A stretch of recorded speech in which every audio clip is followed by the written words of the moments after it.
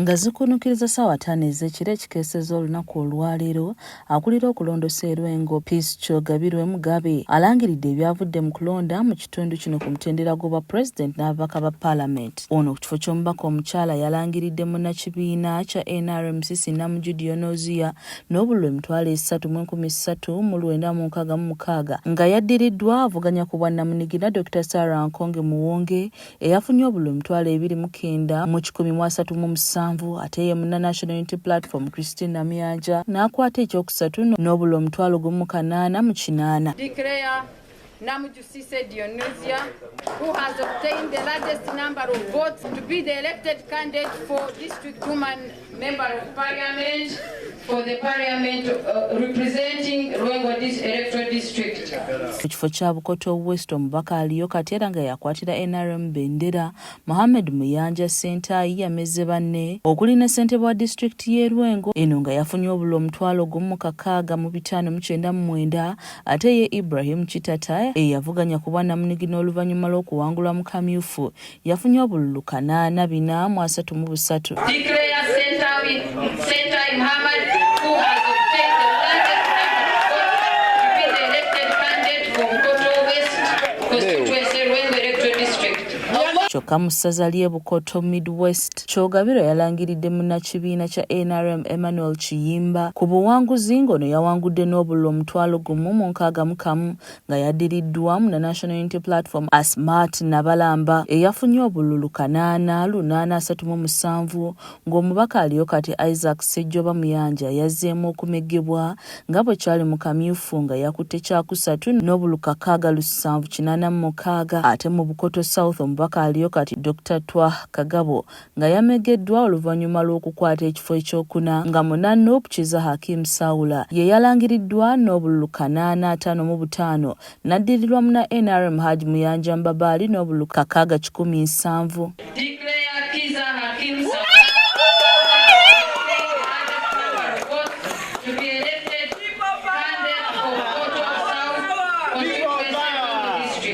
Oluvanyuma lw'okulangirirwa Muyanja Sentayi yeebazizza bannabukoto West olw'okuddamu okumwesiga bw'atyo n'asuubiza okubabeererawo mu mbeera zonna. Twogera essaawa eno maze okukwasibwa declaration form wa returning officer ng'omuwanguzi mu kalulu ke tubaddemu ako okuvuganya ka Bukoto West.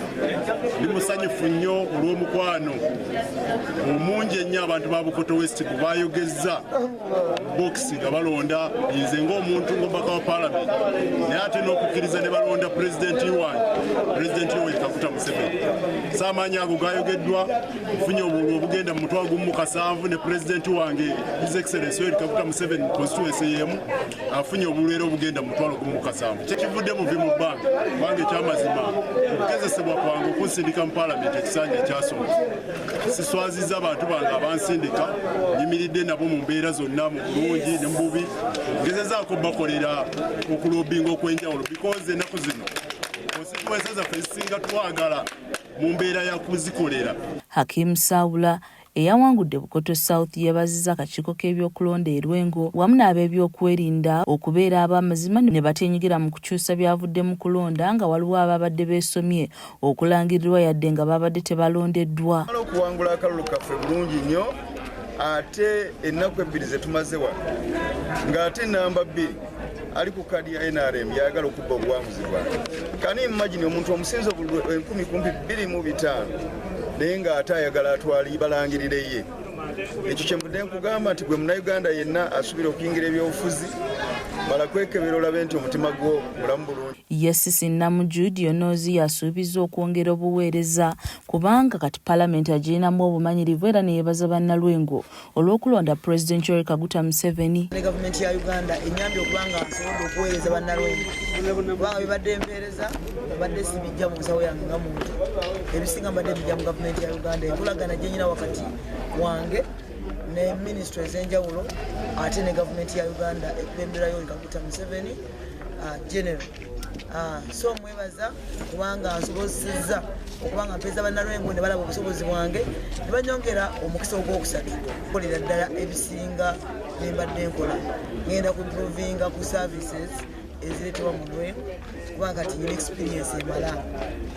Ku kifo kya pulezidenti e Lwengo, Yoweri Kaguta Museveni ng'ono ye pulezidenti w'eggwanga kati, e Lwengo yawanguddeyo n'obululu 44,112 ate nga Nnaku Robert Kyagulanyi Ssentamu yafunyeyo obululu 36,7 mu busatu. Yoweri Tugabulwa Kaguta Museveni NRM 44,102. Kyagulanyi Ssentamu Robert of Nnaku 36,981. Eryantonde mu ssaza Kabula, omubaka aliyo kati era nga yakwatira NRM bendera Enos Asiimwe yawangudde n'obululu 1,925 nga yaddiriddwa yavuganya ku bwa Namunigina Cyprian Kabeera Gassana eyafunye obululu 1,285 ate nga ku kifo ky'omubaka omukyala Doreen Katushabe Birungi yalangiriddwa ng'omuwanguzi n'obululu 1,439